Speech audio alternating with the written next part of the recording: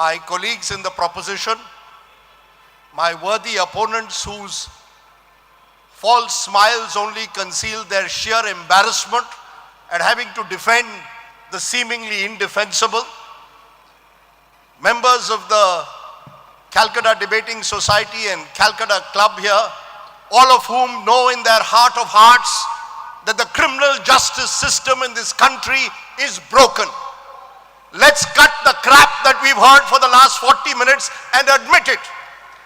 I find it bizarre, frankly undergraduate, that members of the opposition have chosen to engage in wordplay and look at those two words, often and seldom, to try and defend the indefensible, including Orgos and Gupta, who went to the same university as me, but do not judge people even if they've gone to the same university.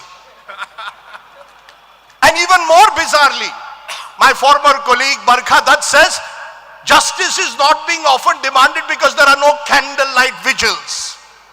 Madam, you confuse demand only with candlelight justice and online campaigns. You do grave disrespect to each and every Indian citizen who wants justice for himself or herself when they are on the wrong side of the law. It's a grossly elite proposition that you throw before us, only designed to confuse and detract from the real seriousness, which is quite simply the fact that justice is not delivered in this country to those who are powerless, who are poor, and who are marginalized. The essential point is that those who have influence and access to the system of which the worthy judge was once a part of are the ones who get justice in this country. And we must admit that, and admit it with candor. I am in a gathering with distinguished jurists and lawyers, so I'm a little careful of what I say. But I want to say this today. Not a tale of two cities, but a tale of two journalists must be told to you to understand how this country works.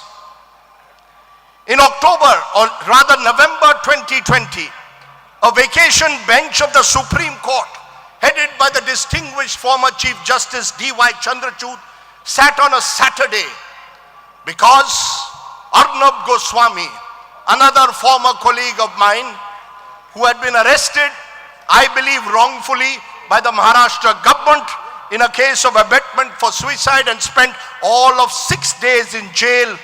The court opened on a Saturday to ensure Mr. Goswami was given his constitutional freedom. Mr. Chandrachud spoke of liberty at the time. Mr. Goswami had rightly demanded justice as each and every citizen does. The court delivered by granting him bail and his freedom. Well done, I say to the court. But then turned to the case of another journalist, Siddique Kappan, arrested a month earlier in October 2020 while he was on his way to Hathras to report on the gang rape and death of a 19-year-old Dalit girl. At the time of his arrest, he was working with the Malayalam news portal, was the secretary of the Kerala Union of Working Journalists. Arrested on 2 charges, UAPA and PMLA.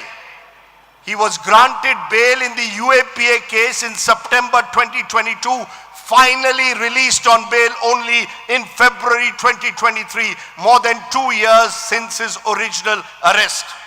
Today I ask this august house, what is the difference between Arnab Goswami and a Siddique Kappan, both of whom and whose families knocked on the courts demanding justice?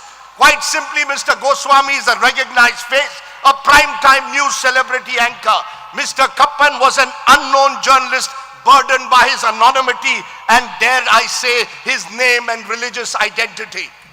That, my friends, is the reality of our courts, including our judges who speak loftily about liberty and freedom. Today I ask you, my friends, what is the justice being delivered to Kashmiris arrested under the Public Safety Act, a draconian preventive detention law under which people can be arrested and kept in jail for 2 years without trial or charges? Are you telling me that family members are not demanding justice for them? The fact is, the justice is not delivered for them. I ask you again, what indeed is the justice that is delivered to a Father Stan Swamy, an octogenarian priest who is arrested under UAPA only because he demanded tribal rights. And what is the delivery of justice in his case when the old man is denied a straw sipper by the courts and denied a straw sipper as an 82-year-old who eventually dies in custody? And contrast him with the Subroto Roy Sahara, who's given special facilities in Tihar jail, Wi-Fi and whatever else he needs. We are a grossly unequal society and our justice mirrors the inequality. The judge who watches me out there knows the state of our legal aid system.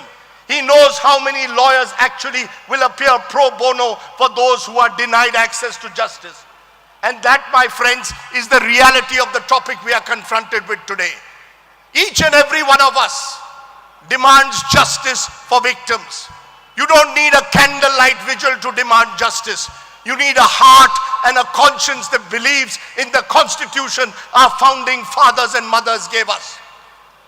And if you do, then you want equal access to justice above all else.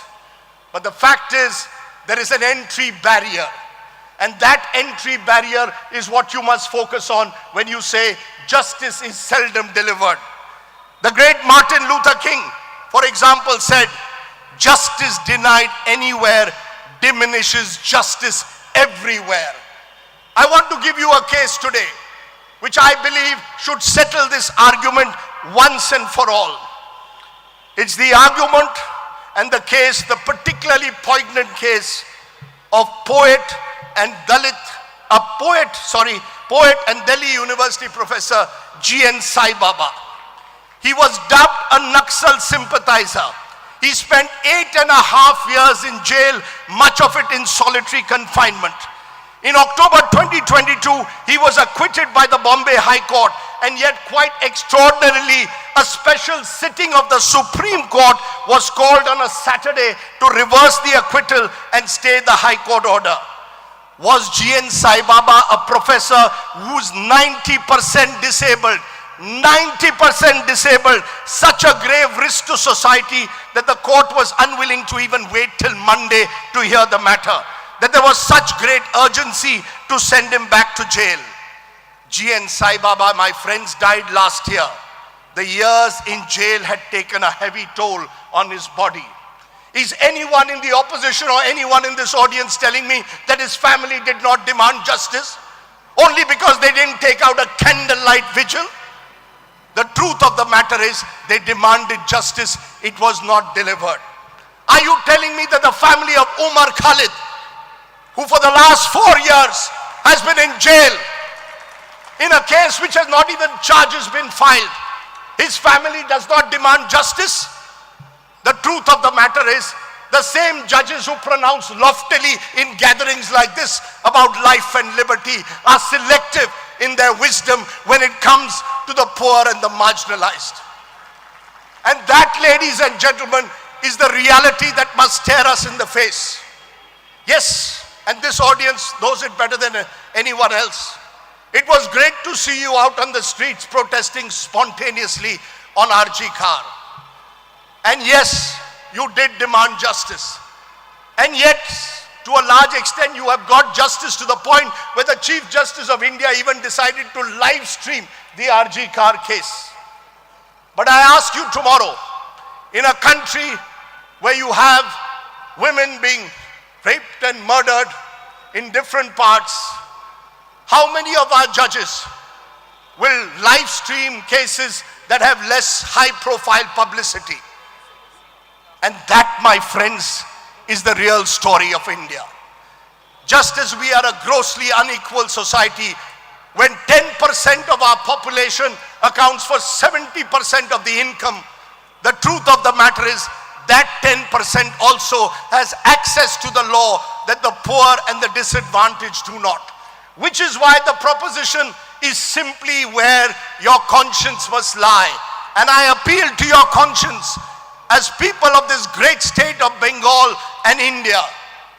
Your conscience must tell you once and for all that we have a broken criminal justice system, whereas a Niti Aayog report said it will take 324 years to clear the backlog of cases in this country.